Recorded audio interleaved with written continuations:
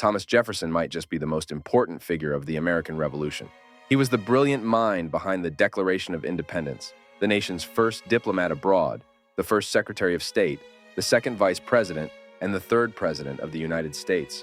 But who was this man, and how did he shape the future of a young nation?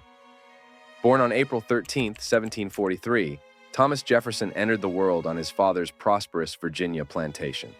His early years were marked by an outstanding education that began at the College of William and Mary in Virginia, and later he studied law under George Wythe.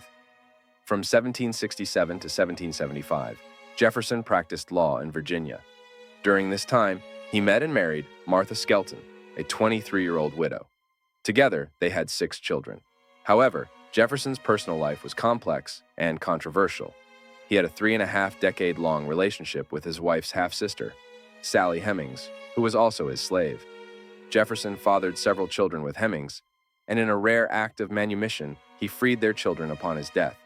In 1774, Jefferson's pen drafted an extraordinarily important document, the Summary View of the Rights of British America, which justified the Americans' right to self-governance.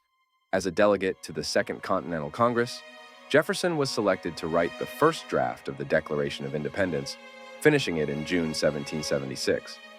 At just 33 years old, his eloquent words laid the foundation for a new nation. During the Revolutionary War, Jefferson returned to Virginia and served in the Virginia House of Burgesses. He was elected governor and, while serving in the state legislature, wrote the Virginia Statute for religious freedom. This statute later became the basis for the First Amendment of the U.S. Constitution. Jefferson's influence extended beyond American soil. He succeeded Benjamin Franklin as minister to France before becoming President George Washington's Secretary of State in 1789. However, political and ideological conflicts with Alexander Hamilton led to his resignation in 1793. In 1800, Jefferson became the 3rd President of the United States after a fiercely contested election against Aaron Burr. This election marked the first peaceful transfer of power between opposing parties in Western history. During his presidency, Jefferson achieved significant milestones.